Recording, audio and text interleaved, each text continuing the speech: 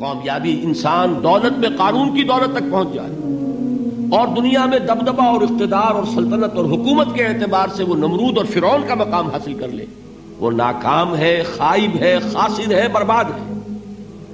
اور ابو ذر غفاری کامیاب ہے، چاہے ان کے پاس کچھ نہیں تھا، جھونپڑی تک نہیں تھی، کوئی گھر نہیں تھا۔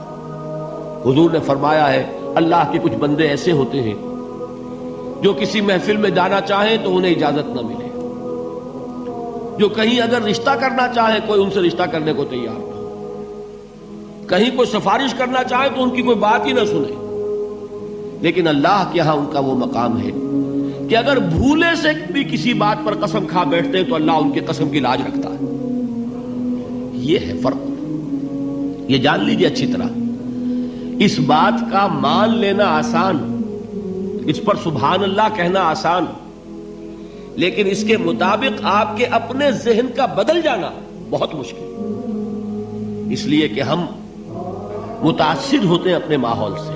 وہ بڑا محل ہے، دیکھ کر ایک دفعہ جھجری آتی ہے، وہ بڑی سی 20 فٹ لمبی کار سناٹے کے ساتھ آپ کے پاس سے گزر گئی، ایک دفعہ اعصاب کے اندر ارتعاش ہوتا ہے، محسوس ہوتا ہے بڑے یہ نصیبے والے لوگ ہیں، بڑے خوش نصیب، بڑے کامیاب، حالانکہ کچھ معلوم نہیں کہ یہی سب سے بڑی بد نصیبی ہو سکتا ہے کہ یہی سب سے بڑی ناکامی ہو۔ اگر ذہنوں میں یہ بات بیٹھ جائے کامیابی کس شے سے، یہی وجہ دیکھیے قرآن مجید میں بارہا آپ دیکھیں اولئک ھم المفلحون، یہ ہے لوگ کامیاب ہونے والے۔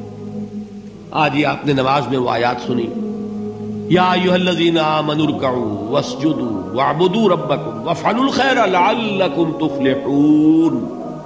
اے ایمان والو، رکوع کرو، سجدہ کرو، اپنے رب کی پرستش اور بندگی کرو اور اچھے کام کرو تاکہ تم کامیاب ہو جاؤ۔ تو کامیابی کن چیزوں سے ہے، یہ ہے سب سے بڑا سبق۔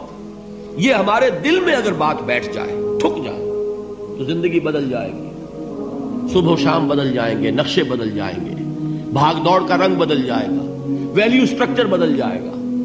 آج وہ ایک چیز نہایت اہم نظر آ رہی ہے، کل نہایت غیر اہم نظر آئے گی۔ جیسے کہ حضور کی حدیث ہے مالی ولی الدنیا، مجھے تمہاری اس دنیا سے کیا سروکار ہے، انما مثلی کراکب استظل تحت شجرۃ ثم راح فترکھا، میری مثال تو اس سوار کی سی ہے جو تھوڑی دیر کے لیے ایک درخت کے سائے میں ٹھہرتا ہے سستانے کے لیے، پھر وہ اپنا راستہ لیتا ہے، اسے اس درخت سے مستقل تعلق اس کا نہیں ہے، وہ اس کا گھر نہیں، وہ اس کی منزل نہیں۔ اسی طرح یہ دنیا میرا گھر نہیں ہے۔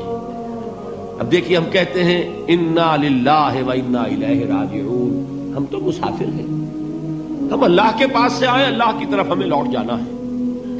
کن فی الدنیا کانک غریب و عابر سبیل، حضور فرماتے ہیں دنیا میں ایسے رہو جیسے کہ تم اجنبی ہو یا راہ چلتے مسافر۔ لیکن یہ طرز عمل کب ہوگا؟ جبکہ یہ آیت ہمارے ذہنوں کے اندر بیٹھ گئی ہو، والعصر ان الانسان لفی خسر الا الذین آمنوا وعملوا الصالحات وتواصوا بالحق وتواصوا بالصبر۔ یہ ہے اصل بات جو میں نے عرض کیا تھا کہ میں بتاؤں گا صحابہ کیوں ایک دوسرے کو یاد دلاتے تھے۔ اس لیے کہ دیکھیے جیسے برف باری اگر ہو رہی ہو، آپ باہر نکلیں گے تو برف آپ کے کپڑوں پر جم جاتی ہے نا، تو آپ جھٹکتے ہیں کپڑوں کو تاکہ برف ہٹ جائے۔